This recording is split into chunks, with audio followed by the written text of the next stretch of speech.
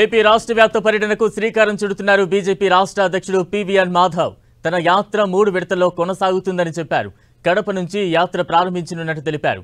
సంస్థాగతంగా పార్టీ బలోపేతం, ప్రతి గ్రామంలో కాషాయ జెండా ఎగురవేయడమే తమ లక్ష్యమన్నారు. కార్యకర్తల మధ్యలో వాళ్ళకి ధైర్యం స్థైర్యం ఇవ్వటం, మా పార్టీ జెండా ప్రతి గ్రామంలో రెపరెపలాడడానికి ఒక ఆలోచనతో మేము వెళ్లాలని చెప్పి అనుకుంటున్నాం. కేంద్రానికి సంబంధించి రాష్ట్రంలో ఏ పనులు చేయాలనేది ఒక రోడ్ మ్యాప్ తయారు చేసుకున్నాం. అలాగే ఇంకో పక్క రాష్ట్రానికి సంబంధించిన ఏ పనులు చేయాలి వాటికి సంబంధించిన రోడ్ మ్యాప్ కూడా మేము తయారు చేసుకొని ఆ విధంగా వెళ్లాలని. ఏదైతే పెద్ద ఎత్తున స్కామ్ జరిగిందో దాన్ని పూర్తి వివరాలు రాష్ట్ర ప్రభుత్వం వెలికి తీస్తుంది.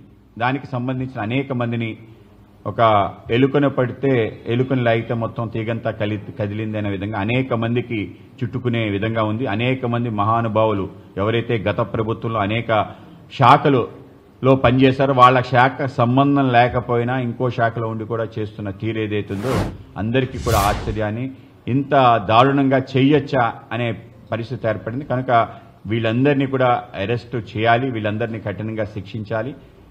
విచ్చలవిడిగా దోపిడీ చేసిన అతిపెద్ద విషయం ఏదైనా ఉంటే మద్యం కేంద్రంగా చేశారు. కనుక ఏవైతే అరెస్టులు జరిగాయో ఆ అరెస్టులకు సంబంధించిన వాదనలు ఏవైతే ప్రభుత్వం చక్కగా నిర్వహించింది. కనుక వీటినన్నింటినీ మేము స్వాగతిస్తూ తప్పనిసరిగా ఎవరైతే దీంట్లో ఇన్వాల్వ్ అయ్యారో వాళ్ళందరినీ కూడా చట్టపరంగా శిక్షించాలని కోరుకుంటున్నాం. ఏదైతే మా యొక్క లెజిస్లేటివ్ స్ట్రెంగ్త్ ఆధారంగా నామినేటెడ్ పోస్టులో కూడా మాకు భాగస్వామ్యం అవ్వాలని చెప్పి ఒక నిర్ణయం మేము కూడా స్వాగతించాం.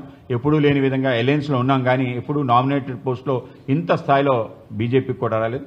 శాతం ఎంతైనా అన్ని శాఖల్లో కూడా మా కార్యకర్తలు మేము అక్కడ నామినేట్ అయ్యే విధంగా ప్రయత్నం చేశాం. గతంలో ఎప్పుడు నీటి సంఘాల్లో మా కార్యకర్తలే నీటి సంఘాల్లోనో కోఆపరేటివ్స్లోనో వివిధ కార్పొరేషన్లో డైరెక్టర్గానో చైర్మన్గా రావటం జరిగింది. తప్పనిసరిగా అవకాశానికి అనుకూలంగా ముందుకెళ్లి కార్యకర్తలు ఎక్కువ మందికి నామినేటెడ్ ఇచ్చే విధంగా ప్రయత్నం చేస్తాం.